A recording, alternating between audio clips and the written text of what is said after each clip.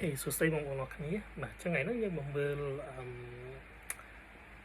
bị saying tiết là ai năng mình cho lòng kia thì bị by hay năng until okay. Chẳng let's learn the difference nhưng mà mở bị khớp lại kia rồi bị từng bị năng vĩnh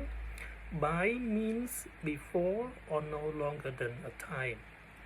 by មានន័យថាមុនពេលឬក៏មិនឲ្យយឺតជាងហ្នឹងមានន័យថាវាគឺជា deadline វាគឺជាការកំណត់ម៉ោងកំណត់មានន័យថាមុននឹងក៏បានឬក៏ត្រឹមនឹងក៏បានតែមិនឲ្យយូរជាងហ្នឹងទេឧទាហរណ៍ finish it by 5 pm សូមបញ្ចប់វាត្រឹមម៉ោង5មានន័យថាមុនម៉ោង5ក៏បានជាការល្អ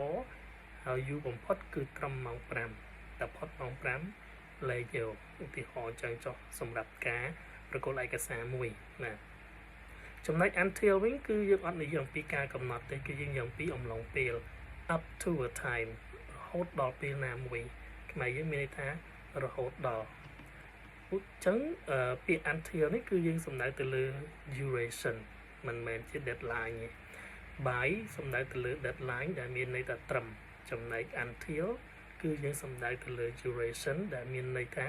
រហូតដល់អញ្ចឹង example I'll wait until 5 pm ខ្ញុំនឹងរងចាំរហូតដល់ម៉ោង